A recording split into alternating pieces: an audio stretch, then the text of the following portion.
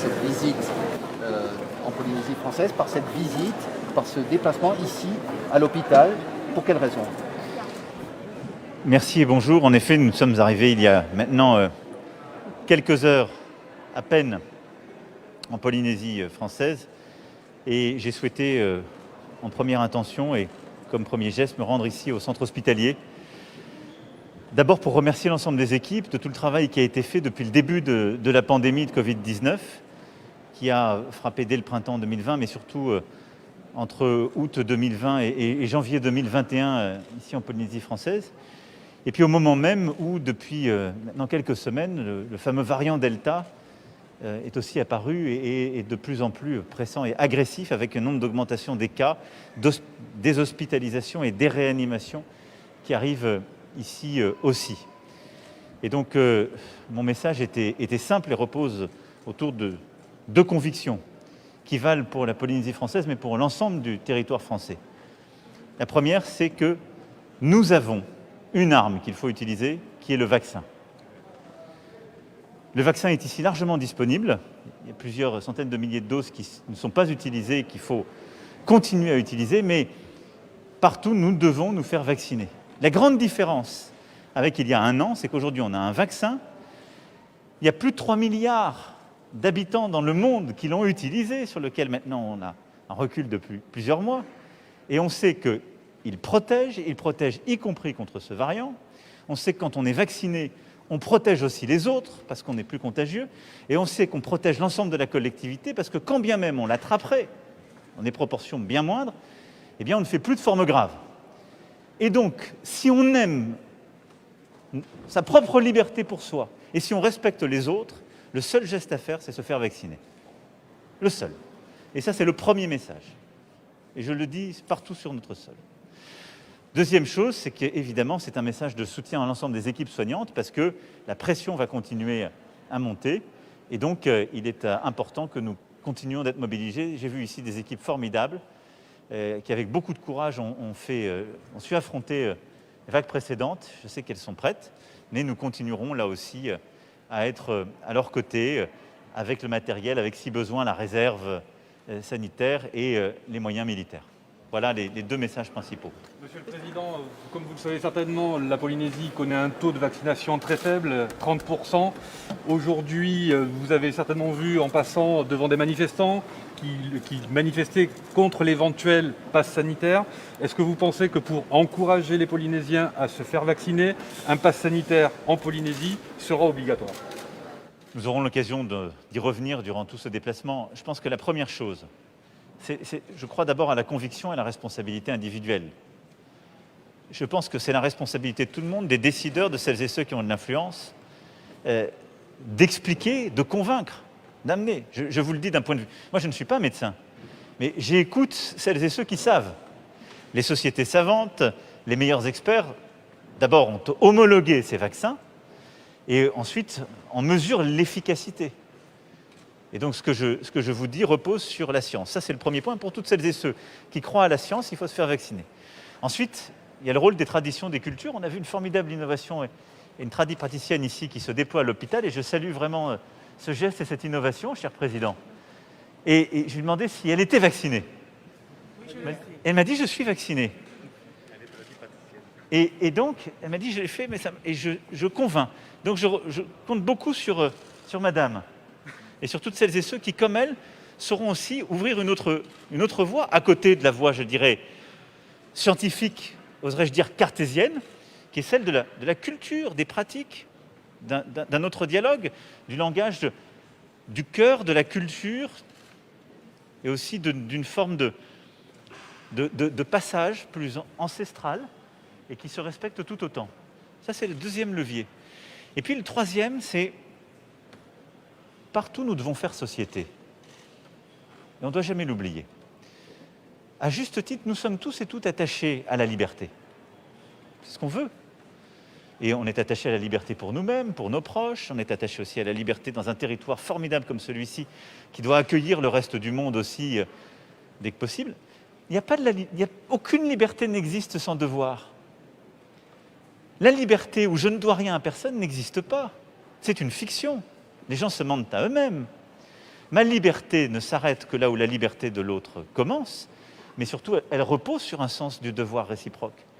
Que vaut votre liberté si vous me dites « je ne veux pas me faire vacciner ». Mais si demain vous contaminez votre père, votre mère ou moi-même, je suis victime de votre liberté, alors que vous aviez la possibilité d'avoir quelque chose pour vous protéger et me protéger. Et au nom de votre liberté, après-demain, vous allez peut-être avoir une forme grave, vous allez arriver à cet hôpital. Ce sont tous ces personnels qui vont devoir vous prendre en charge. Et peut-être qu'ils devront renoncer à prendre quelqu'un d'autre, déprogrammer une opération au nom de votre liberté. Ça n'est pas ça la liberté. Ça s'appelle l'irresponsabilité. Ça s'appelle l'égoïsme. Une société ne tient que quand la liberté de chacun est respectueuse de l'autre. Et donc elle repose sur des droits et des devoirs.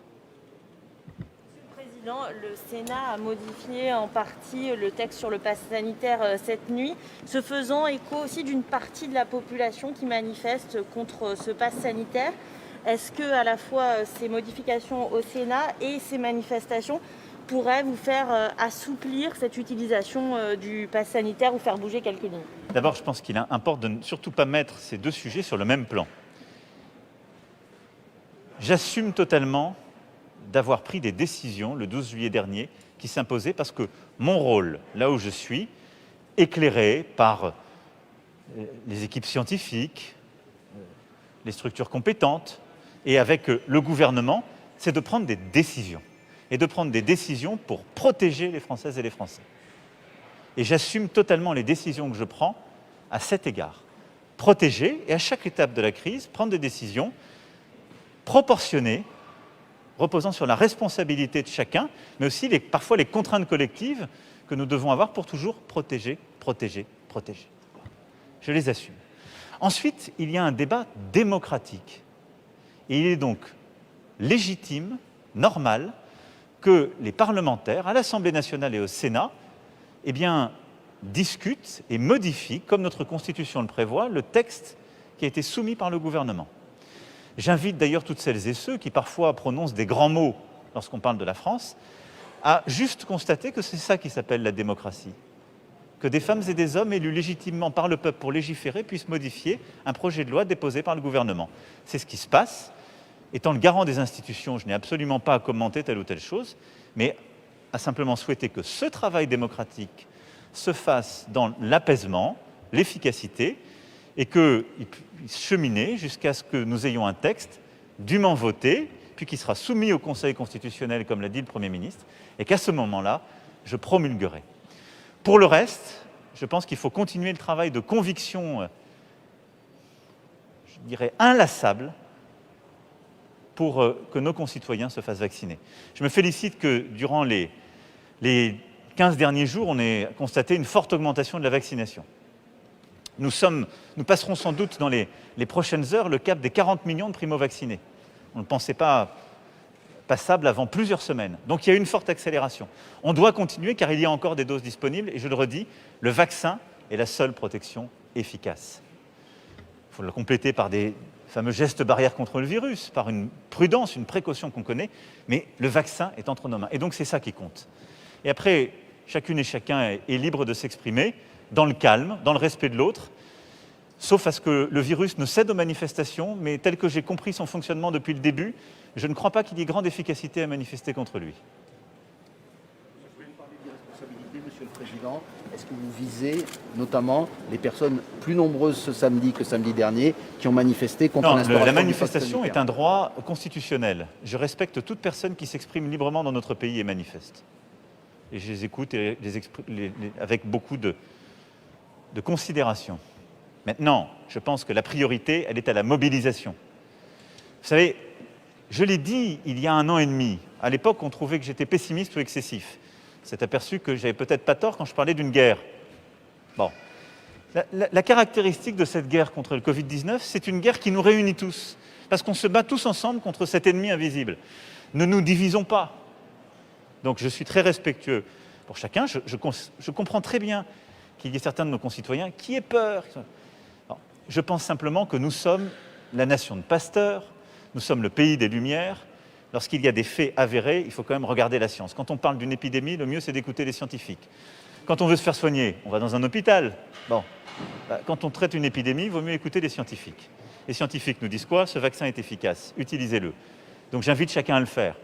Je respecte les doutes. Je pense qu'aux doutes, il faut répondre par la patience, la conviction, l'accompagnement, le respect. Après, je constate aussi qu'il y a des gens qui sont dans la mobilisation, si je puis dire, irrationnelle, parfois cynique, manipulatrice. Je ne suis pas pour la post-vérité, parce que je pense que dans nos sociétés, quand on parle de science, il y a encore des choses qui sont vraies et d'autres fausses. Voilà, donc je continuerai ce travail inlassable de conviction, dans le calme, dans le respect de l'autre, et surtout dans l'unité. Et moi, c'est un appel à l'unité que je veux faire. Nos compatriotes aujourd'hui doivent être tous mobilisés pour qu'on vaccine le plus de monde possible, et pour que tous ensemble, on fasse justement esprit de résistance face à ce virus. Monsieur le Président, oui. Il y a le pass sanitaire, il y a les restrictions qui reviennent dans certains territoires. Est-ce que, et les manifestations pourraient en être une preuve, est-ce que vous ne vous inquiétez pas de l'acceptabilité de ces mesures et de cette double contrainte finalement qui va peser sur les Français? Vous savez, d'abord, je pense qu'il faut être très précis. Le pass sanitaire, la loi n'est pas votée, donc je serai prudent, mais n'est pas applicable dans les bars et restaurants avant le mois d'août. Il est donc légitime que dans des territoires où l'incidence augmente très fortement, il y ait des mesures de freinage, le pass sanitaire n'étant pas possible dans ces établissements, qui soient prises. Elles ne sont pas cumulatives aujourd'hui. Le pass sanitaire n'est possible que dans les structures de rassemblement, les concerts, les festivals, etc., pas dans les lieux de la vie quotidienne. Donc il ne faut pas tout confondre. On a tendance à confondre la réalité et le débat pour dans les semaines à venir. Aujourd'hui, le pass sanitaire, de par la loi, n'est pas imposé dans les bars et les restaurants, dans ces endroits où parfois l'épidémie pourtant remonte. Donc il est normal, au plus près du terrain, on a appris de notre expérience. Qu'est-ce qu'on fait? Premièrement, je le rappelle, si on ne veut pas la contrainte, si on veut vraiment au maximum vivre le plus normalement avec le virus, le vaccin, le vaccin, le vaccin. La deuxième chose, quand il y a une accélération très forte de ce variant, il est légitime qu'il y ait au plus près du terrain, en concertation avec les élus, des mesures pour protéger chacun et pour éviter qu'on aille dans des situations qui soient plus graves et hors de contrôle. Et ça, je ne vais pas m'exprimer là-dessus, c'est une liberté qui est laissée au terrain, elle est légitime et nécessaire. Troisième point, pour éviter cela, nous avons cette stratégie qui est vaccination passe sanitaire. Mais il faut pour ça que la loi soit votée, qu'elle soit déployée, donc il faut attendre quelques semaines. C'est pour ça que ça n'est pas un cumul aujourd'hui. C'est une étape. J'insiste là-dessus. Merci beaucoup. Monsieur le Président, excusez-moi encore une fois, je parle toujours santé, et notamment au niveau de la caisse de prévoyance de santé. C'est un thème qui a été abordé lors de la table ronde, et notamment le remboursement aujourd'hui des frais avancés de la CPS, soit à peu près 600 millions d'euros. Est-ce que l'État va prendre aujourd'hui ses responsabilités? Alors j'aurai l'occasion sur ces sujets, en particulier les sujets qui sont très attendus, je le sais, nucléaire, remboursement, etc. J'y reviendrai de manière spécifique demain et après-demain. Donc vous pouvez compter sur moi, je répondrai à ces questions et vous aurez l'occasion de toutes me les reposer à la fin du séjour. Merci beaucoup. Merci beaucoup.